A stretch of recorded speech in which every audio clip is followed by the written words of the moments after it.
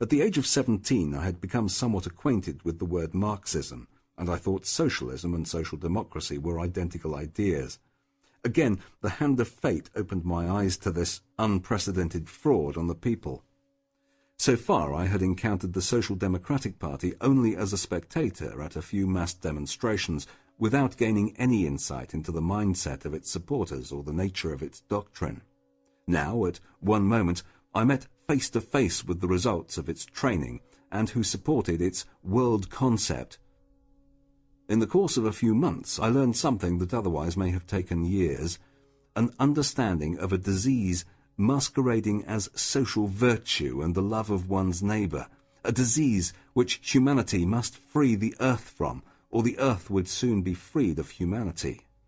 My first encounter with social democrats was on a construction job. It was not a good situation from the very beginning. My clothes were still in good shape, my language was cultivated, and my manner reserved. I had so much to do in dealing with my own fate, I couldn't trouble myself with the world around me.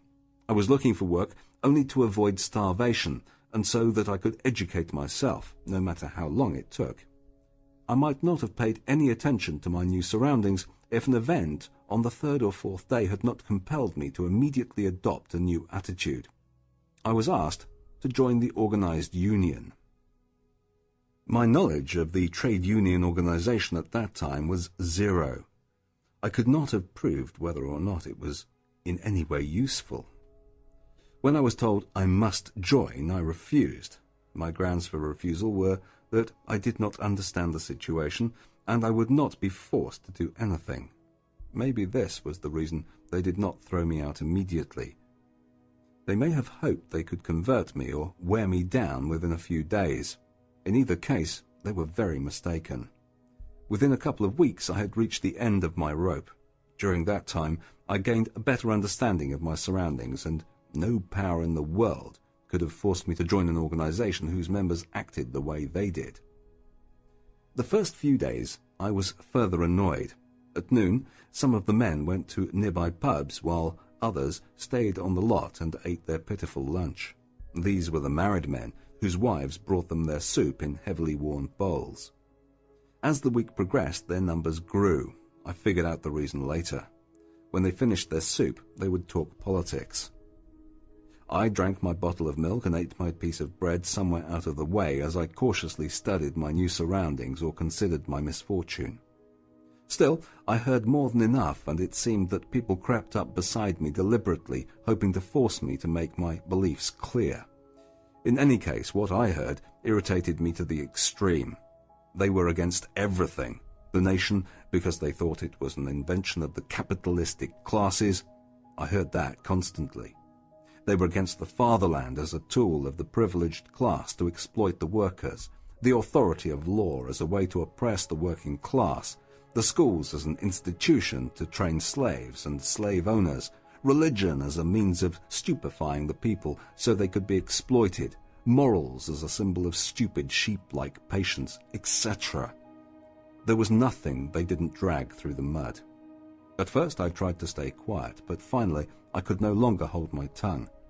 I began to express my beliefs and contradict them. Then I realized this was useless unless I knew more about the points under dispute. So I began to go to the same sources where they drew their supposed wisdom. Book after book, pamphlet after pamphlet, I read them all in their turn. There were often heated arguments on the building lot. I went on struggling, growing more informed than my adversaries were every day, until one day the ultimate method was used that vanquishes reason: terrorism and violence. Some of the opposition spokesmen forced me either to leave the job at once by choice or to fly off the scaffolding on my head. I was alone, and resistance seemed hopeless. I preferred to follow the former advice, richer by one experience.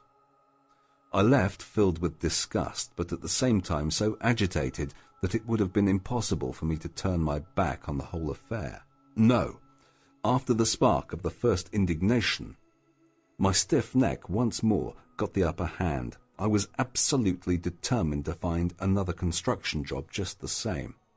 My decision was strengthened by the fact that I had eaten up what little earnings I had saved in just a few weeks. I had no choice but to find work, and so the game began all over again, only to end the same way it had before. I struggled with all of this. I had to ask, were these human beings worthy of belonging to a great people? It was a painful question. If the answer were yes, the struggle for a national body was not really worth the effort and sacrifice that the best individuals must make. But if the answer were no, our people were a poor lot as human beings. I was restless and uneasy during those days of brooding and wondering, as I saw the mass of non-nationalistic people grow into a menacing crowd. With new, stronger feelings, I watched the endless rows of Vienna workmen marching in a mass demonstration one day. For almost 2 hours I stood breathless, observing the enormous human serpent twisting its way past me. At last, depressed and uneasy, I left the square and walked home. On the way, in a tobacco shop, I saw the Workers' Times, the official socialist newspaper of the old Austrian Social Democratic Party.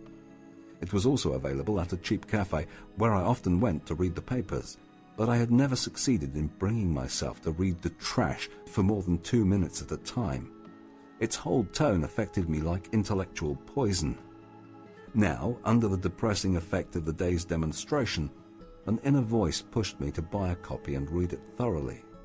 So I did that evening, fighting down frequent rage at this concentrated essence of lies.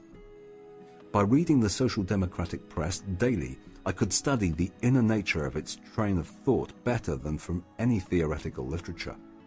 What a difference there was between the glittering phrases in the theoretical writings about freedom, beauty and dignity, and these words in the paper creating an illusion of profound wisdom with some difficulty due to the disgusting moral tone, all written with a brazen claim of prophecy.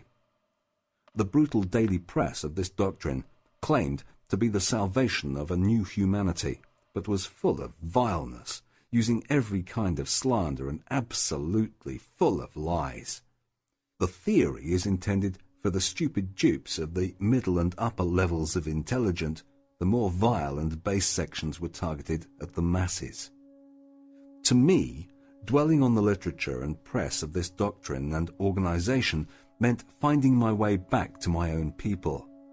What once seemed an impassable gulf now created in me a love greater than ever before.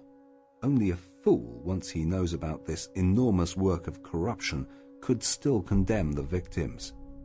The more independent I became in the next few years, the more my insight grew into the inner causes of social democratic success. Now I understand the meaning of the brutal demand that only red newspapers be subscribed to, only red meetings be attended, only red books be studied, etc. With sparkling clarity, I saw right in front of me the inevitable result of this doctrine of intolerance. The soul of the great masses of people is receptive to nothing weak or halfway. Like a woman whose spiritual perceptions are attracted more by the strength of a leader than the reason of a follower, the masses love the ruler more than the follower, and they find more inner satisfaction in a doctrine that tolerates nothing that it, itself, has not granted approval and freedom. The masses are seldom able to make much use of such freedom, and are likely to feel neglected if given too much. They are as unconscious of the shamelessness that intellectually terrorizes them as they are of the outrageous mistreatment of their human liberty. After all, they have no clue about the doctrine's internal error. They only see the ruthless strength and brutality of its expression, which they always yield to. If social democracy opposes a more truthful but equally brutal theory, the new theory will win, even if it requires a battle first. In less than 2 years, I had developed a clear understanding of both the doctrine and the technical methods the Social Democrats used to propagate it. I realized the infamous intellectual terrorism of this movement targets the privileged class, which is neither morally nor spiritually a match for such attacks. They tell a barrage of lies and slander against the individual adversary it considers most dangerous, and keep it up until the nerves of the group being attacked give in, and they sacrifice the hated figure just to have peace and quiet again. But the fools do not get peace and quiet. The game begins again and is repeated until the fear of the villain becomes a hypnotic paralysis. Since the Social Democrats know very well the value of power from their own experience, their storming is directed mainly at those whose character has the same quality. Conversely, they praise every weakling on the other side, cautiously, then loudly, according to the intellectual qualities they see or suspect. They fear an impotent, weak-willed genius less than they fear a forceful nature with only modest intellect. Their highest recommendation goes to weaklings in both mind and nature.